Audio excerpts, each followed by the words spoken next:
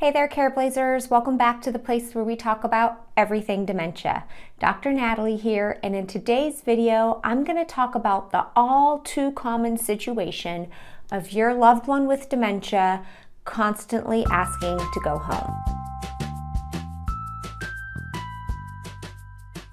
Maybe your loved one with dementia lives in a nursing home or an assisted living facility or a group home, and they are constantly asking you to go home. Or maybe your loved one lives with you and they're constantly asking you to go home.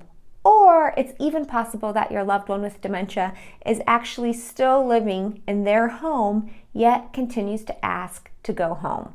If any of those situations sound familiar to you, then today's video is for you. It's important to understand that your loved one's requests to go home often have more to do with fear, anxiety, frustration, and discomfort rather than the literal translation of them wanting to go home.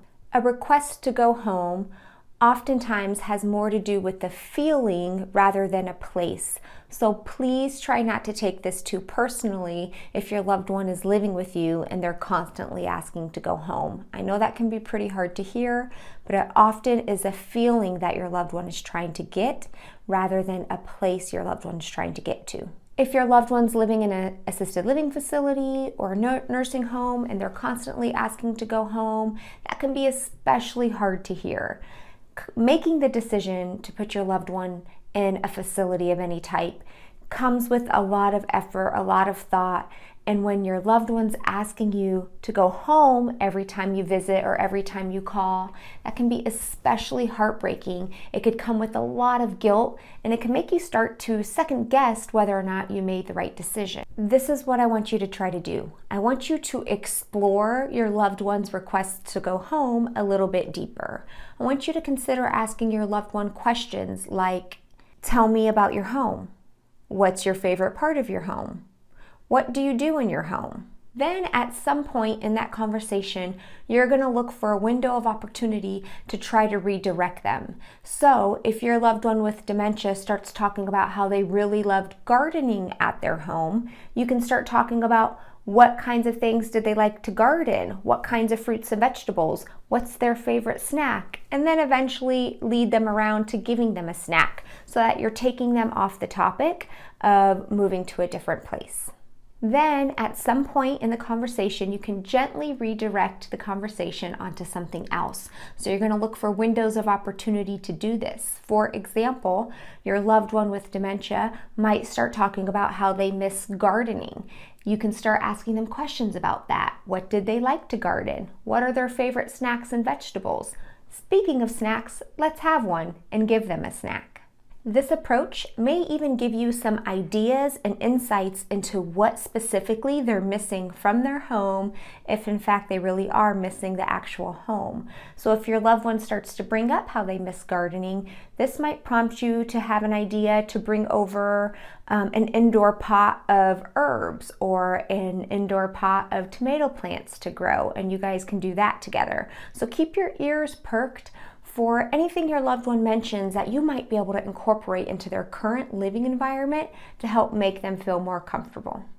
Whatever you do, you want to avoid the pitfall of trying to explain to your loved one all of the reasons why they're not at home, or trying to convince them that they are at home but they just don't understand it. Those types of things tend to lead to arguments or disagreements, and that's what we want to avoid.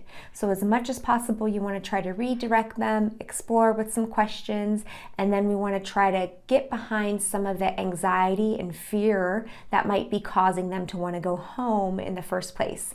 That leads us to my second tip, and it has everything to do with comfort. Sometimes there's nothing that can be done about where your loved one is living. Your loved one might have to stay living exactly where they are.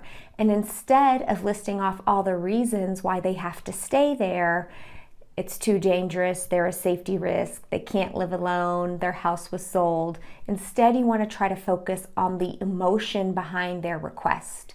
Loss of control, feeling scared in an unfamiliar environment, not being comfortable. Those are the things that we're going to try to focus on here. So, for example, Instead of saying your house was sold, you can instead try saying something like, you missed your home. I wish things were different, but I'm so happy to have you here with me. I like having you around.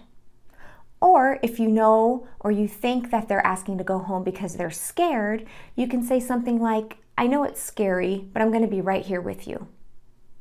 Then, knowing what you know about what soothes your loved one, try giving them just that. Give them a snack, a stuffed animal, a giraffe, or a back rub.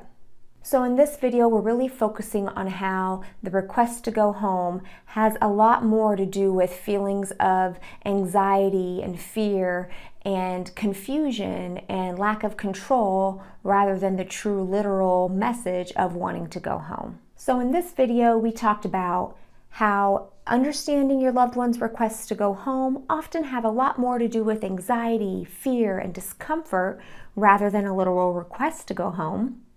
We also talked about how exploring with your loved one what going home means to them and not being afraid to get into that discussion about their memories of home can eventually give you a goal to redirect the conversation and may even give you some ideas of how to make their current living environment a little more reflective of what that home would be like.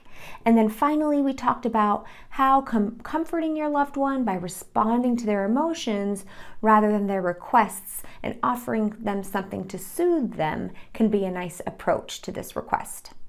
Notice how none of the above options have anything to do with listing off your rationale and reasoning for why your loved one's living where they are, or for explaining to your loved one that their memory's so bad they don't realize that they are living at home. Those kinds of explanations are just going to lead to more arguments and frustration on your part. Please know that your specific responses and your approach to your loved one asking to go home is likely going to have to change with time. You might have to mix it up as your loved one's disease progresses. So just keep an open mind, be creative, and try different approaches. Careblazers, I hope this video has been helpful to you in some way. Please try not to take their request to go home personally. I know that can feel hurtful. I also want you to know that just because you've done some of these approaches, it doesn't mean that your loved one's never going to ask to go home again. Dementia, by definition, oftentimes comes with pretty significant memory impairment. So just because your loved one asks to go home again, it doesn't mean that your way of responding to them isn't working. It just means that they just might need to be comforted again. So your approach might be working if your loved one's not getting more angry and it's not leading to arguments and your response calms them down, even if it's for a little while. You just might have to continue using that approach. All right, Careblazers, let me know what you think about the video. Go ahead and leave a comment below, or if you like, you can request access to join the closed Facebook Careblazer community, where Careblazers are in there every day communicating and supporting with one another on their specific tips that they use with their loved ones. All right, until next week, bye.